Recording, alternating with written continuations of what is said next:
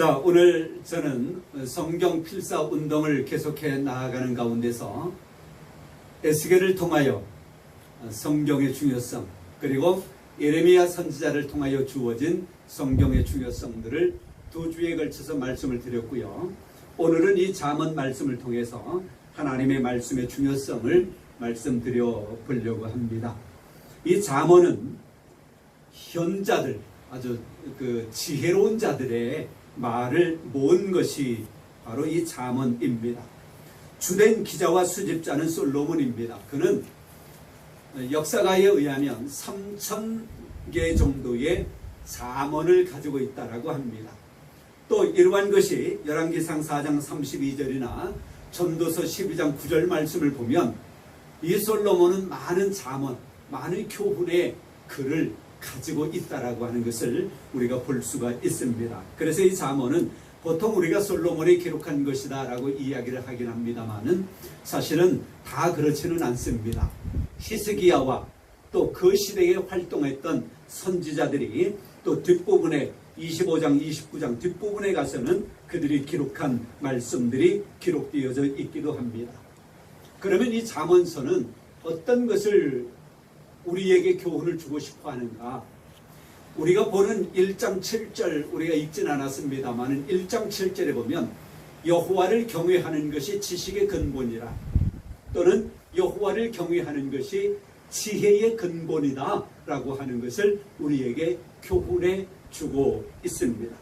그래서 우리 인간 생활에서 어떻게 우리가 처신하고 어떻게 우리의 성격, 어떻게 우리의 품성을 세워 나아가는지에 대한 것들을 우리에게 잘 가르쳐주고 있는 말씀이 바로 이 잠언서다라고 말할 수 있을 것입니다. 때때로 한마디의 간절하고 무게 있는 말이 한 사람을 변화시킬 수도 있습니다. 어떤 사람은 어떤 좌우명을 자기가 가지고 그 좌우명을 평생의 가치로 여기면서 살아가는 사람도 있기도 합니다. 어떤 사람은 어떤 하나의 가치관을 가지고 평생을 그 가치관을 따라서 살아감으로 인하여 성공적인 인생의 삶을 사는 사람이 있기도 합니다. 또 어떤 사람은 어떤 한 사람을 본받아요. 야, 나도 저 사람처럼 살아가야지. 그러면서 또한 성공적인 인생을 살아가는 사람이 있기도 합니다. 이 잠언서야말로 우리로 하여금 그렇게 우러러 볼 수 있을 만한 그런 말씀 성경인 것입니다. 그런 영향을 우리에게 주고 있다라고 하는 것이지요.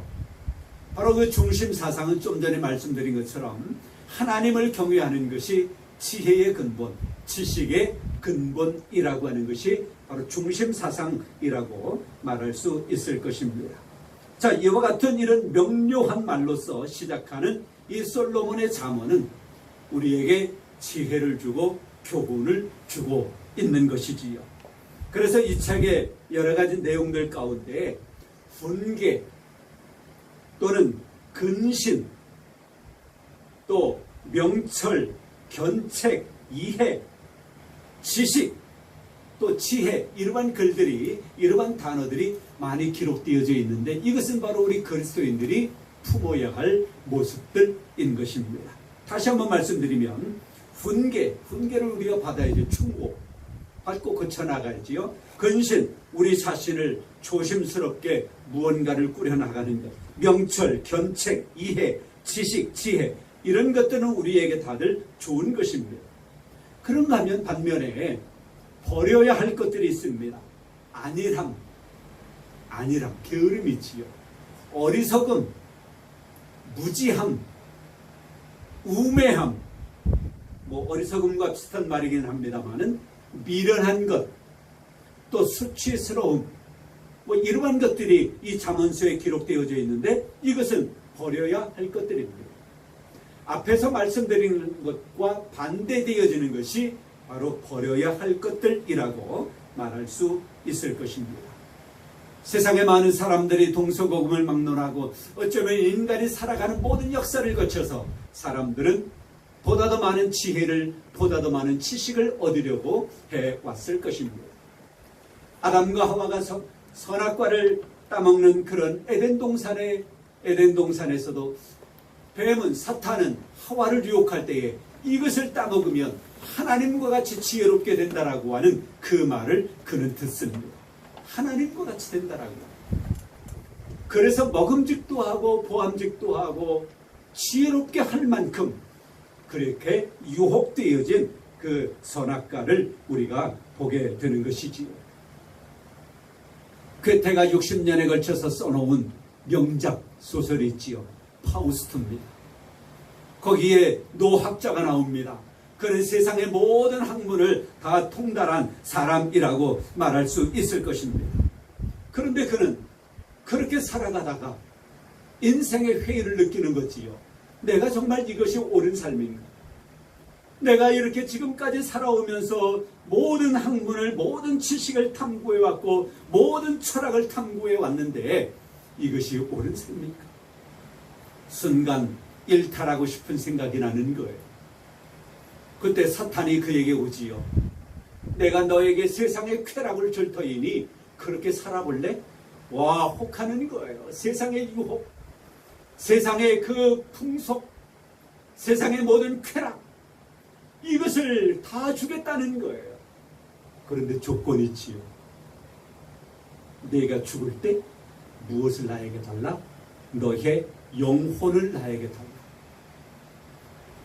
파우스트는 그 말은 귀에 들어오지도 아니하고 세상의 모든 쾌락을 주겠다고 하는, 누릴 수 있도록 해주겠다라고 하는 그 말에 혹하여 그렇게 살아갑니다. 그러나 말년에 그를 사랑하는 여인을 통하여 구원에 이르게 되어지는 그런 결말이 주어지게 되어지는데요. 그렇습니다. 인간은 이렇게 수많은 지식을 얻으려고 무수히 많은 노력들을 해 오고 있다고 하는 거예요. 그리고 그것이 자기를 자기화해 줄 줄 알고, 자기를 지혜롭게 해주고 자기를 지식 있는 자처럼 만들어주고 행복한 삶으로 꾸려줄 것처럼 그렇게 사람들은 지식을 탐구하고 있는 것입니다. 그러나 이 파우스트에 나와 있는 것처럼 결코 그것이 그로 하여금 행복하게 그렇게 만들어주지 않는다고 하는 것을 이 파우스트를 통하여 우리는 깨닫게 되어지는 것입니다. 그래서 결국 이 파우스트는 인간의 욕망과 방황 속에서도 또한 인간이 추구하고자 하고 있는 그 많은 철학과 학문, 이러한 것 가운데서도 신앙과 은혜를 통하여 구원받을 수 있는 이 길, 이것을 우리에게 가르쳐주고 그것이야말로 우리로 하여금 참된 행복의 길로 인도한다고 하는 것을 우리에게 괴테는 가르쳐주고 있습니다. 우리는 이제 성경을 필사해 나아가는 가운데 이런 은혜가 있기를 원합니다. 여호와를 경외하는 것이 지혜의 근본이고 지식의 근본이라고 하는 이 간단 명료한 이 주제를 여러분들이 마음속에 새길 수 있기를 바랍니다. 오늘 말씀에도 보니까 3절에 보면 인자와 진리가 내게서 떠나지 말게 하고, 하나님의 말씀을 기록하는 동안에 그래야 돼요. 인자와 진리가 우리에게서 떠나지 말게 하고 그것을 내 목에 매며 내 마음판에 새기라. 인쇄술을 통하여 성경의 종이에 기록되어진 이 하나님의 말씀이 우리가 손으로 옮겨 쓰는 동안에 그 노트에 기록되어지지만 여러분의 마음에 새겨지는 그런 말씀이 되어질 수 있기를 바랍니다. 그리고 그 말씀이 여러분의 삶을 통하여 표출되어져 나오는 능력 있는 그런 말씀이 되어질 수 있기를 바랍니다. 공교롭게도요, 이 잠언서가 31장까지 되어져 있어요. 31장. 한 달이 31일, 30일로 되어져 있기도 하지만 2월달은 더 짧기도 하지만 한 달 가장 많은 31일, 31장까지 되어져 있어요. 제가 부목사 할 때 어떤 분이 그래요. 목사님, 잠언서가 참 좋아요. 그런 이야기를 해요. 그래서 제가 어떻게 이야기를 줬느냐면, 그 아이가 둘이 있거든요. 31장까지 되어져 있으니까 매일 한 장씩 아이들에게 읽어주고 그 뜻풀이를 해주면 더 좋고, 남는 거는 하루에 짧은 거 2번씩 2장을 하든가. 그렇게 해가지고요, 그 가정에 이 아이들이 또 그 가정에 하나님의 말씀이 임하는 것을 경험했다라고 하는 그런 감정을 들은 기억이 납니다. 31장까지 되어 있어요. 매일 한 장씩 그렇게 묵상하고 그렇게 읽고 그렇게 가정에서 그 말씀을 또 서로 나누게 되어진다면 이 말씀의 은혜가 우리 가운데 더 크게 임할 것입니다.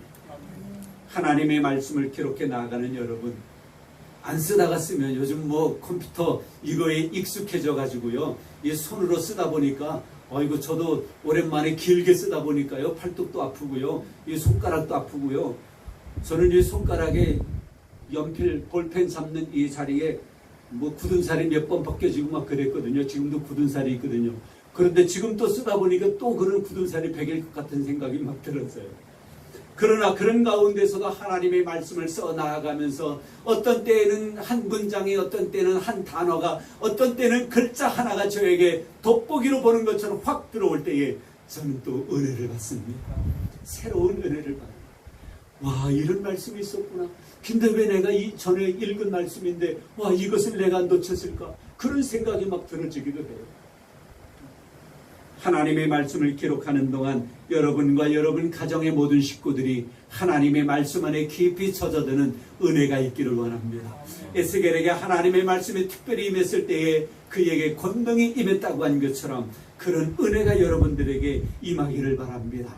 예레미야가 하나님의 말씀을 얻어먹었고 받아먹었고 그 말씀을 다시 백성들에게 선포할 때에 하나님의 놀라우신 은혜와 역사가 일어난 것처럼, 회복의 은혜가 일어났던 것처럼 여러분과 여러분의 가정에 그런 은혜가 있기를 주님의 이름으로 축복합니다. 여호와를 경외하는 것이 지혜의 근본입니다. 기도하겠습니다.